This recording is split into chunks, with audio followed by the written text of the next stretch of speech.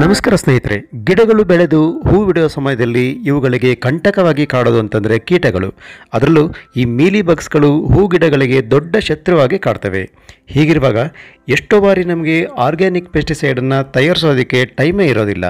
ಅಂತಹ ಸಮಯದಲ್ಲಿ ಕ್ವಿಕ್ಕಾಗಿ ಮನೆಯಲ್ಲೇ ಒಂದು ಕೀಟನಾಶಕವನ್ನು ತಯಾರಿಸಿ ಈ ಮೀಲಿ ಬಗ್ಸ್ಗಳನ್ನು ನಾಶ ಮಾಡಬಹುದು. ಅಂತಹ ಒಂದು ಕೀಟನಾಶಕದ ಬಗ್ಗೆ ಇವತ್ತು ನಿಮಗೆ ತಿಳಿಸ್ತಾ ಇದ್ದೀನಿ. ಈ ವಿಡಿಯೋವನ್ನು ಎಲ್ಲೂ ಸ್ಕಿಪ್ ಮಾಡದೆ ಕೊನೆವರೆಗೂ ನೋಡಿ.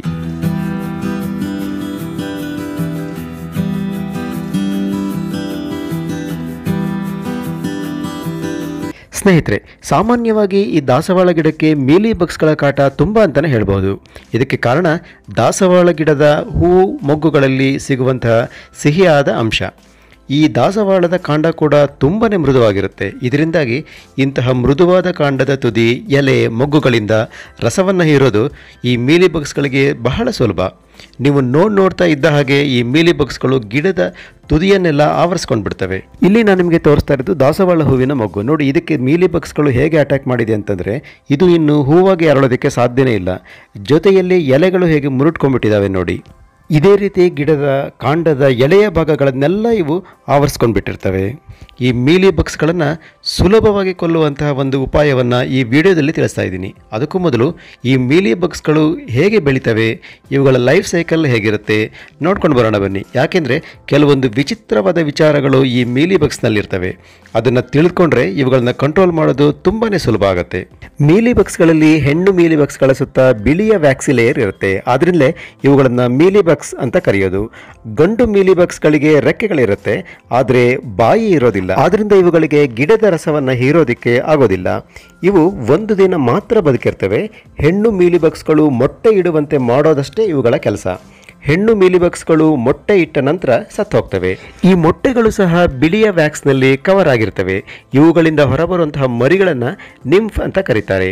ಈ ಹಂತದಲ್ಲಿ ಇವುಗಳಿಗೆ ವ್ಯಾಕ್ಸಿ ಲೇಯರ್ ಇರೋದಿಲ್ಲ. ನಂತರ ಹೆಣ್ಣು ನಿಂಫ್ಗಳು ವ್ಯಾಕ್ಸಿ ಲೇಯರನ್ನು ಬೆಳೆಸ್ಕೊಂಡ್ರೆ ಗಂಡು ಕೋಶಾವಸ್ಥೆಯನ್ನು ತಲುಪಿ ನಂತರ ರೆಕ್ಕೆ ಬೆಳೆಸ್ಕೊಂಡು ಹೊರಬರ್ತವೆ. ಹೆಣ್ಣು ಮೀಲಿಬಗ್ ಪ್ರೌಢಾವಸ್ಥೆಯನ್ನು ತಲುಪುವಷ್ಟರಲ್ಲಿ ಗಿಡದಲ್ಲಿನ ರಸವನ್ನು ಸಾಕಷ್ಟು ಹೀರ್ಕೊಂಡಿರುತ್ತೆ. ಹೆಚ್ಚಾದ ರಸವನ್ನು ಏನಸ್ ಮೂಲಕ ಹೊರಹಾಕುತ್ತೆ.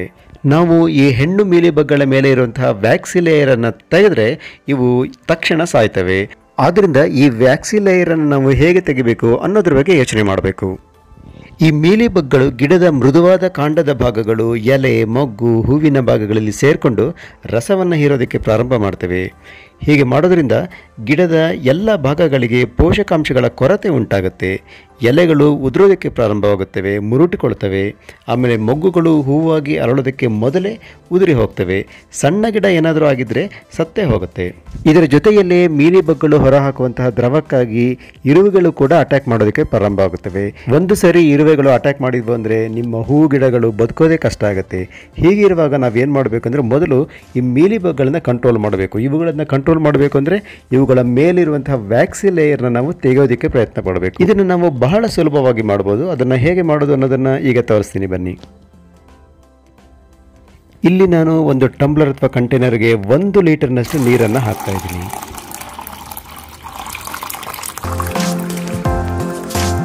ಇದಕ್ಕೆ ನೀವು ಹಾಕಬೇಕಾಗಿರುವಂಥ ಇಂಗ್ರೀಡಿಯೆಂಟ್ ಅಂದರೆ ಡೆಟಾಲ್. ಈ ಡೆಟಾಲ್ ನಿಮಗೆ ಸಾಮಾನ್ಯವಾಗಿ ಎಲ್ಲರ ಮನೆಯಲ್ಲೂ ಇರುತ್ತೆ.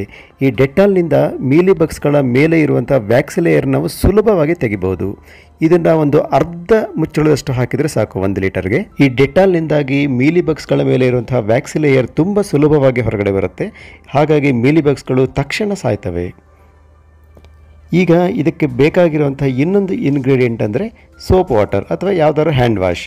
ಇದರ ಒಂದು 6 ರಿಂದ 8 ಡ್ರಾಪ್ಸ್ ಹಾಕಿದರೆ ಸಾಕು. ಈ ಸೋಪ್ ವಾಟರ್ ಅಥವಾ ಈ ಹ್ಯಾಂಡ್ ವಾಶನ್ನು ಯಾಕೆ ಹಾಕಬೇಕು ಅಂದರೆ, ಈ ಮೀಲಿ ಬಗ್ಸ್ಗಳು ಗಿಡದ ಮೇಲ್ಭಾಗಕ್ಕೆ ಹೋಗೋದಕ್ಕೆ ಸಾಧ್ಯ ಆಗೋದಿಲ್ಲ, ಕೆಳಕ್ಕೆ ಜಾರ್ತವೆ. ಆಮೇಲೆ ಇವುಗಳಿಗೆ ಉಸಿರು ಕಟ್ಟಿದಾಗಿ ಸಾಯ್ತವೆ. ಆದ್ದರಿಂದ ನಾವು ಈ ಸೋಪ್ ವಾಟರ್ ಅಥವಾ ಹ್ಯಾಂಡ್ ವಾಶನ್ನು ಹಾಕ್ತಾ ಇದ್ದೀವಿ. ಈಗ ಇದನ್ನು ಚೆನ್ನಾಗಿ ನೀವು ಮಿಕ್ಸ್ ಮಾಡಬೇಕು.